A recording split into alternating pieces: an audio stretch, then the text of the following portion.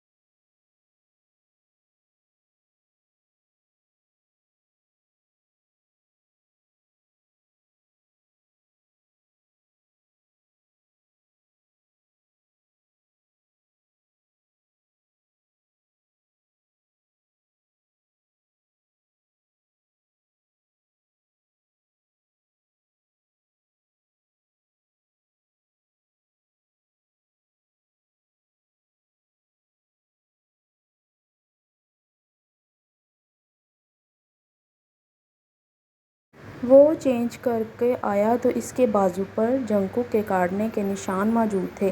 Jungkook ने इसकी गाड़ी की चाबी दी और उसे गाड़ी तक छोड़ने आया। वो चेंज करके आया, इसके बाजू पर जंगकुक के काटने के निशान मौजूद थे।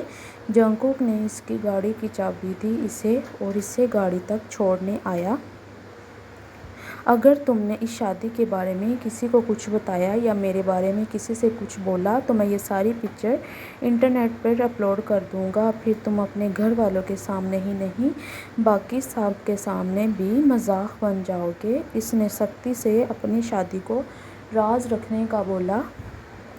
अगर तुमने इस शादी के बारे में किसी को कुछ बताया या मेरे बारे में किसी से कुछ बोला तो मैं ये सारी पिक्चर इंटरनेट पर अपलोड कर दूँगा। फिर तुम अपने घर वालों के सामने ही नहीं, बाकी सबके सामने भी मजाक बन जाओगे। इसने सख्ती से अपनी शादी को राज रखने का बोला। वो जाने लगा तो टेंग ने इसे पुकारा, जंगकुक। जंगकुक ने गुस्से से इसकी जानिब देखा। क्या मसला है? इसने बहुत सख्त लहजे में बोला।